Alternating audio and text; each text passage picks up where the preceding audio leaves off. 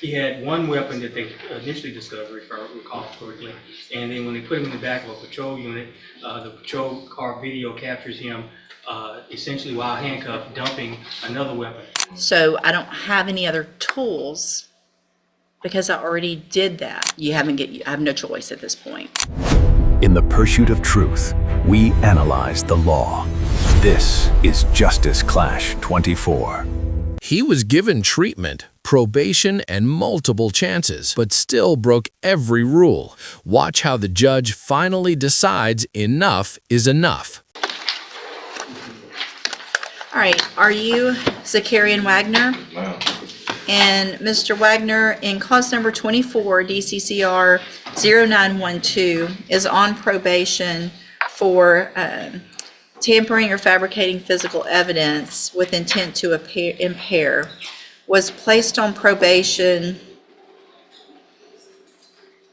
for a term of 10 years, ordered to go to ISF, and then there was a motion to revoke community supervision filed. We were here previously. Pleas of true were entered in counts 1 through 7. Actually, Judge, I know Is that not correct? That's not what my notes reflect. I believe. Let me pull up my actual. Yes, he pled not true to 1 and 2. And 6 True- was abandoned. 6 was abandoned, and true to the remaining counts. Does the state have evidence with regard to those new offenses? No, Judge.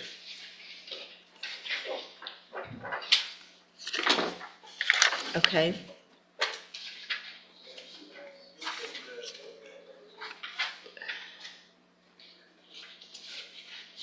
Hold on, let me pull it up.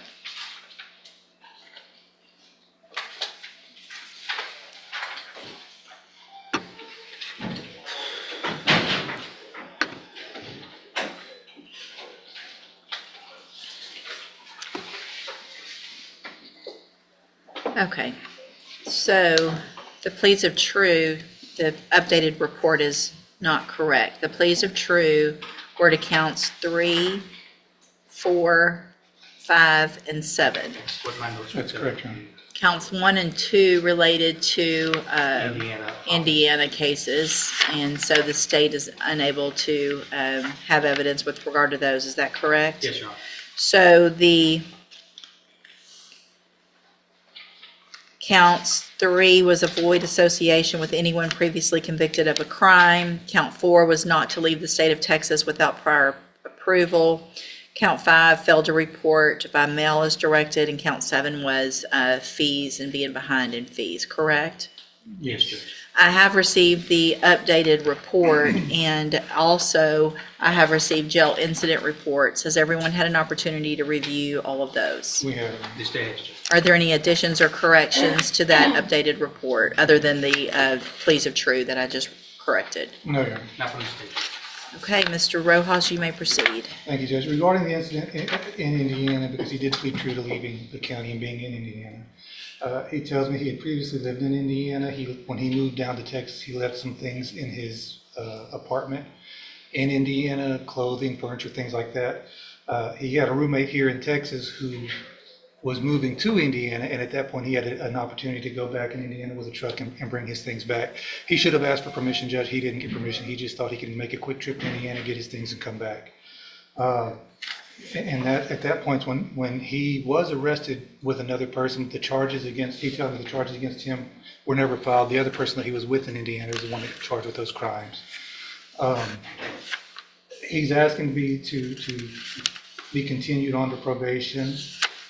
And I'll talk about the reporting. He pled true to not reporting to Jefferson County by mail. He tells me he was reporting in person in Orange. He never failed to report in person in Orange. He reported all the times he was supposed to, and I don't see an allegation about that. So I tend to believe that's probably true. He didn't know he had to report to Jefferson County by mail. That's the reason he didn't do. He tells me that's why he didn't do that. Before he was arrested on the motion, he was working construction, doing guardrails on the highway with the Highways Department. Obviously, he lost that job. He says his mother has a friend who has a wood shop. He can get a job doing that if he were allowed to continue probation. He will be living with his mother in Orange, and so he's asking to be continued on probation. He's still a young man, Judge. He's 20 years old. Obviously, certainly old enough to know better than to go out and do these things, especially being on probation. But I think he's still young enough to not really understand fully the consequences of what's going to happen to him if he doesn't. I think this has been a wake-up call. He's been in jail since September, I believe. If accountability matters to you, hit like, because in real court, second chances don't last forever. Again, we're asking you to keep him on probation, let this time in jail serve as sanctions. And I don't know what other classes we can give him. He's already been to ISF. But obviously, whatever conditions the court thinks is appropriate, he would follow. So the person that you were with, that you got in trouble with up in Indiana, has a motion to revoke his probation here in Jefferson County too, correct? Mr. Dyer, Jacathan Dyer? Do you know about that? I think that's what he went in for. What? I said, I think that's what he went in for as well. Real quick too, so the allegation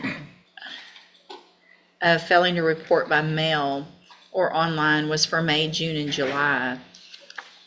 But he had been on probation for several months prior to that. So had he reported online or by mail prior to those dates? He had been in custody waiting to go to ISF, but he had a pending charge in Harris County. So he had to be transported to Harris County, take care of that, and wait for ISF, then go to ISF. Okay.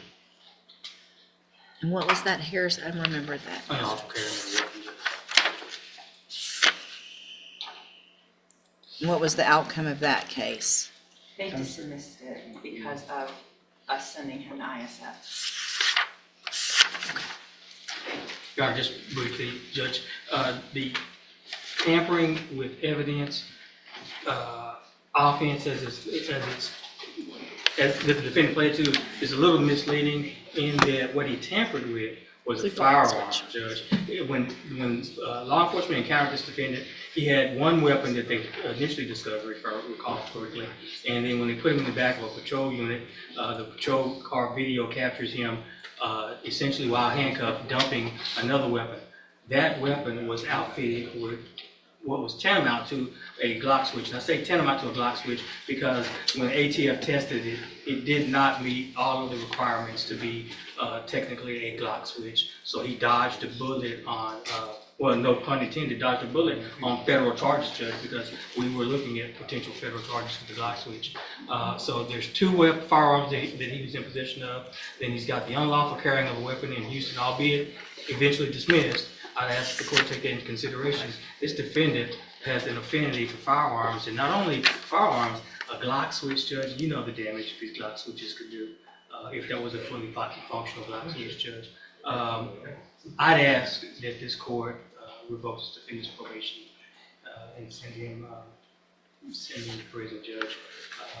And of course, that amount of prison is in the court's discretion.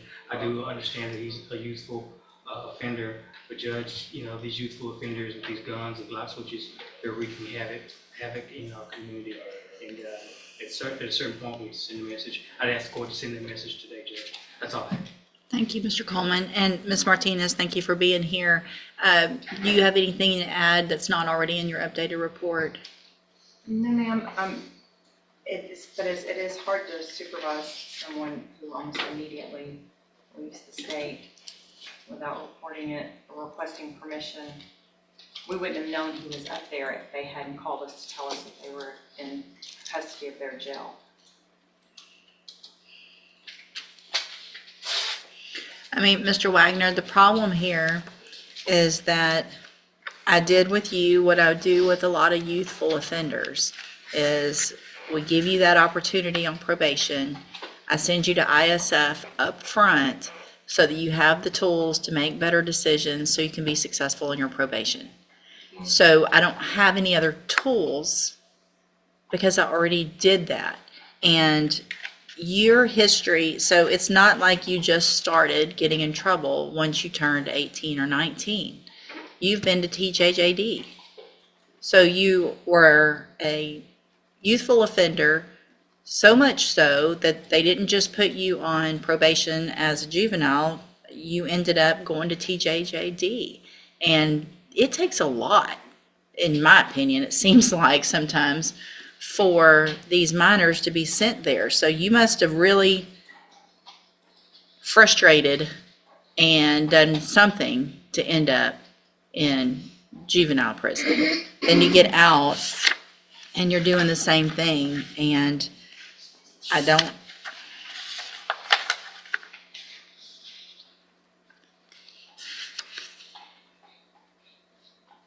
So you went to ISF.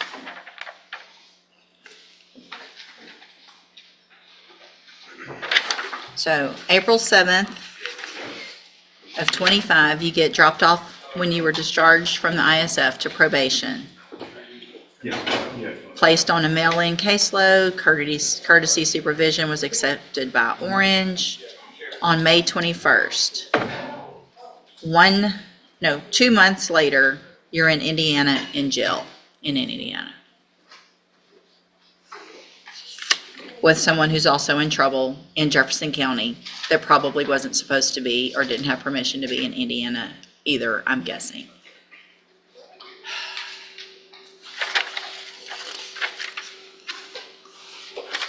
In addition, we have jail incident reports where you prove to me that you don't want to follow anybody's rules. You obviously don't want to follow probations, and you don't want to follow the correctional officers. You are calling names.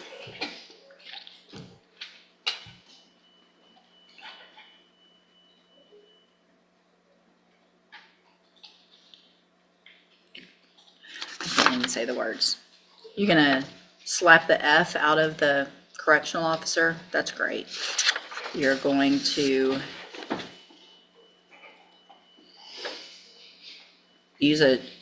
everything is just you telling them, I'm going to do this my way. I'm going to shower when I want to shower. I'm going to wear my clothes how I want to wear my clothes. I'm going to tell you to hush when you're talking to me. I'm going to call you names. Here's one even worse. I'm not going to say these words. Yeah.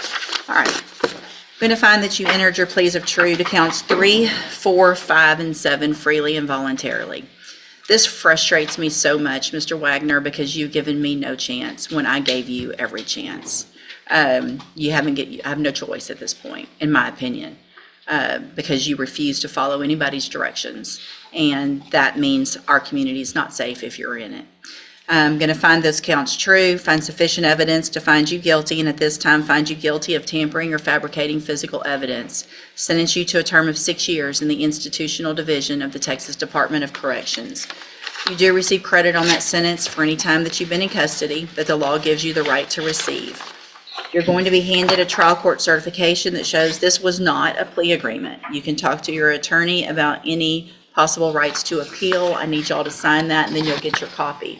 Also, I'm handing you a written admonishment regarding your ineligibility. Go ahead and then I'll read this.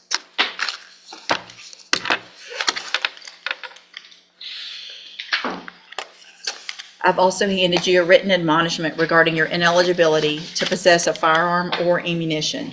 Because of the judgment entered against you, you're ineligible under Texas law to possess a firearm or ammunition. Possession of a firearm or ammunition could lead to charges against you. Firearm is a legal term, and you should read the written admonishment I provide you to see what devices qualify as a firearm. If you have questions about the laws that make you ineligible to possess a firearm or ammunition, or about how long that lasts, you can talk with Mr. Rojas. You are still young. You can make the best of the time that you've got and get out and do better, or you can get out and do worse and be right back in here. So I hope you take advantage of doing better with your life. Go back with the bailiff.